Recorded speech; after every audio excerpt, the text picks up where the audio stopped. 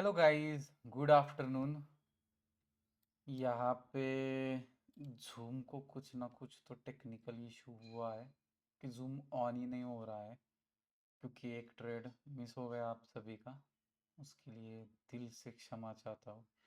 ये जूम जो है वो क्या इशू आ गया है, इसको टेक्निकल पता नहीं। ऑन हो रहा है तो पता नहीं, लॉगिन भी फेल्ड बता रहा है।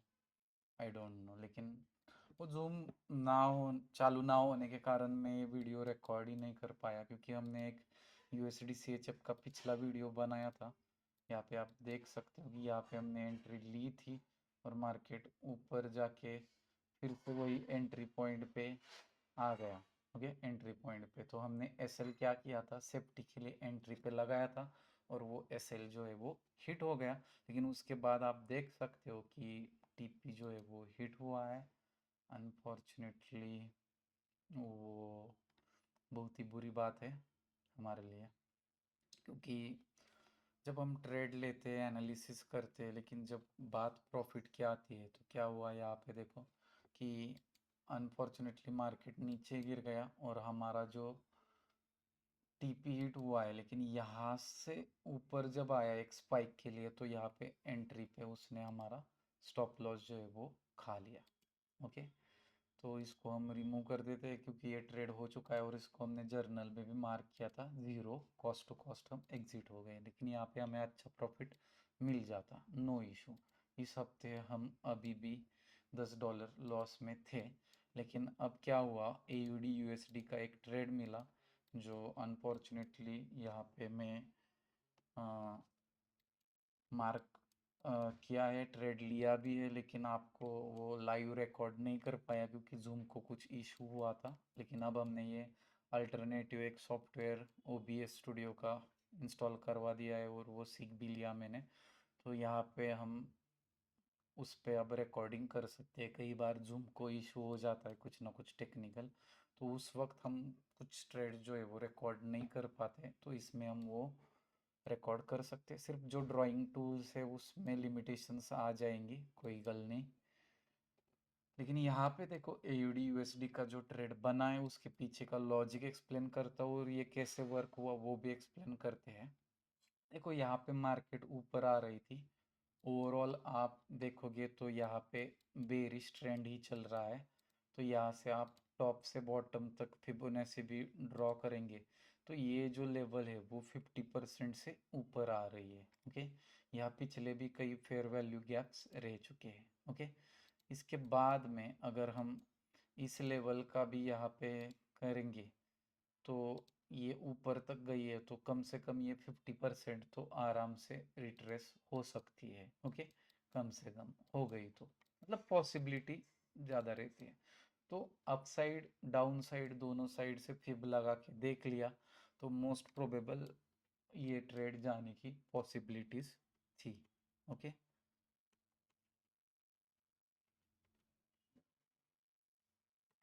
उसके बाद यहाँ पे देखो, ये जो लेवल हमने ड्रॉ की है, यहाँ पे आप देख सकते हो कि मार्केट एक बार दो बार रेजिस्टेंस लेके फिर इसको ब्रेक किया।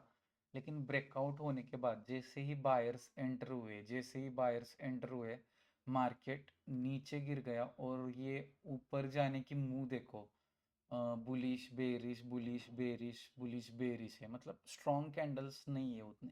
लेकिन जब गिरा तो स्ट्रेट फॉरवर्ड देखो बेरिश कैंडल्स बने और जहाँ से ऊपर गया था उसके भी नीचे ये पेनिट्रेट हो चुका है। तो यहाँ पे क्लियरली देखो, resistance resistance then fake breakout and then drop. तो ये एक SNRC कॉन्सेप्ट में बैठता है कि जहाँ से फिर ये यहाँ से क्या होगा, देखो यहाँ पे हो गया रैली, बेस, देन ड्रॉप, और जब रिटेस्ट पे आएगा तो ये और नीचे गिर जाएगा। तो यहाँ पे हमने क्या किया कि जो ट्रेड है वो मार्क किया था। अब वो कहाँ गया यार, ये क्या हो रहा है।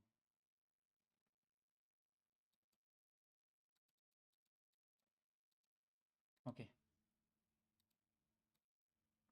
तो यहाँ पे हमने एक ट्रेड था, आई थिंक 5.89 क्या राउंड था।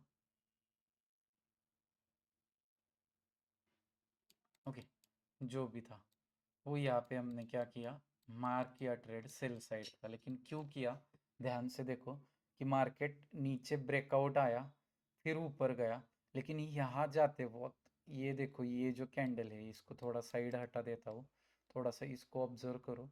ये ऊपर जाने का ट्राई किया लेकिन नहीं जा पाया, और यहाँ फेल होके देखो, ध्यान से देखो यहाँ, ये जो जोन था इसके नीचे ये क्लोज हो गई है।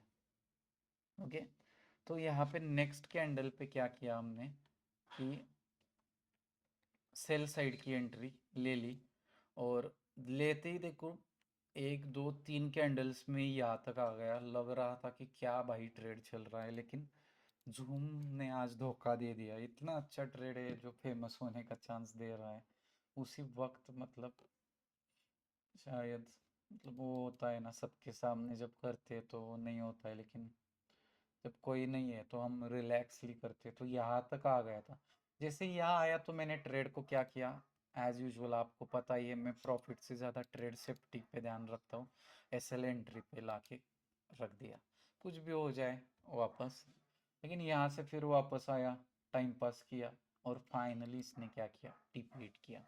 यूएसडी सीएचएफ का आप देखोगे तो ये नीचे आया और फिर ऊपर जाके क्या किया इसने, एंट्री पे हमारा एसएल जो है वो ले लिया और हमको बाहर निकाल दिया और फिर टीपी दे दिया। तो वह हम हकदार ही नहीं थे हमारे प्रॉफिट के, लेकिन इस ट्रेड ने हमें $580 का जो है वो प्रॉफिट बना के दिया है।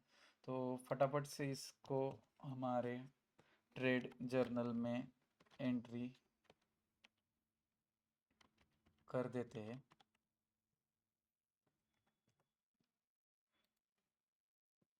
और ये बेस था एसएनआरसी कॉन्सेप्ट पे, और यहाँ पे फर्स्ट टाइम मतलब टीपी हिट हुआ है विदाउट हमारा एसएल लिए, तो ये एक बढ़िया ट्रेड था।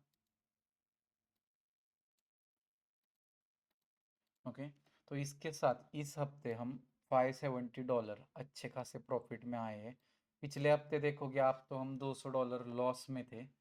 उसके पीछे का देखोगे तो एक हफ्ता हम $150 लॉस में थे, एक हफ्ता हम $500 प्रॉफिट, एक हफ्ता आप देख सकते हो यहाँ पे अच्छा $1247 जो है हम प्रॉफिट में थे। यहाँ पे $200 लॉस, फिर यहाँ लॉस ही था, धीरे धीरे कम हो गया। तो ये कब हो सकता है, जब आप अपने रिस्क मैनेजमेंट, साइकोलॉजी, डिसिप्लिन और जो डिसीजन मेकिंग है उस पर भरोसा रखोगे, अपनी स्ट्रैटेजी पे भरोसा रखोगे। स्ट्रैटेजी कोई भी हो देखो, कोई फर्क नहीं पड़ता है, आपको वो कभी प्रॉफिट देगी कभी लॉस देगी, लेकिन आप में उतना पेशेंस होना चाहिए कि उसको आप सही तरीके से यूज करो। ओके, तो ये वीडियो बनाने के पीछे इंटेंशन यही है कि आपको ट्रेड लेने के बाद जो है किस तरह से उसको हैंडल करना है वो आपको सीखना मिल जाए। ओके, उसका आपको नॉलेज मिल जाए। और इन ट्रेड को आप देखोगे तो अभी तक जो ट्रेड है उसमें 50% से ज़्यादा ट्रेड है जो लॉस में है, और सिर्फ 50% ट्रेड ने प्रॉफिट दिया है। उसमें से कुछ ही टारगेट तक जा चुके हैं, आधे तो ऐसे ऐसे बीच में ही हम निकले हुए हैं। तो इससे आपको ये पता चलेगा कि आप एक फिक्स्ड रिस्क से चलोगे और प्रॉपरली डिसिप्लिन फॉलो करोगे। ट्रेड में अगर लॉस हुआ तो उसको एक्सेप्ट करोगे। या देखो पिछले हफ्ते लॉसेस भी हुए थे तो हमने चेस नहीं किया। देखो आपको भी पता होगा, आपको भी लगा होगा यार ये 2000 आया था, अब देखो इस हफ्ते तो पूरा लूज ही हुआ है। मतलब एक भी प्रॉफिट नहीं, एक एक डॉलर प्रॉफिट नहीं हुआ था उस हफ्ते। तो वहां पे अगर कोई बिगिनर ट्रेडर है जिसको पता नहीं है, मार्केट का एक्सपीरियंस नहीं है, तो वो क्या करेगा, वो कुछ ना कुछ करने के लिए गलत ट्रेड ले लेगा, ओवर ट्रेडिंग करेगा और फिर बड़े लॉसेस करके बैठेगा। तो यही है कि जब आपका लूजिंग ट्रेड है तो आपको जो डिजायर्ड अमाउंट है उतना ही लॉस करना है। फिर जब आपका विनिंग ट्रेड आ जाएगा ऐसा, तो वो सबको कवर करके आपको अच्छे प्रॉफिट में ला देगा। तो ये बात आपको सुनने में अच्छी लगती है, समझने में भी अच्छी लगती है, लेकिन ये प्रैक्टिकली इम्प्लीमेंट नहीं होता क्योंकि हम ग्रीड और फियर से कंट्रोल नहीं कर पाते तो ये सब जो लास्टली आता है वो इमोशंस पे आता है, और अगर उसको कंट्रोल करना है तो आपको ये चार फैक्टर्स मैं हर बार बोलता हूँ कि आपका नॉलेज स्ट्रेटजी कितनी भी हो, वो सिर्फ 5% कंट्रीब्यूट करती है। 95% आपका रिस्क मैनेजमेंट, साइकोलॉजी, डिसिप्लिन और डिसीजन मेकिंग परफेक्ट रहता है। ओके।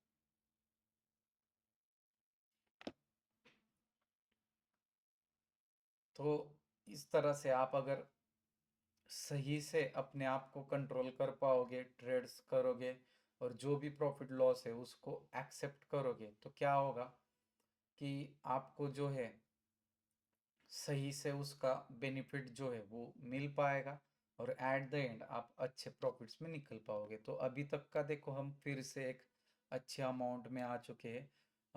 2421 मतलब 2421 डॉलर्स तक हम पहुंच चुके हैं।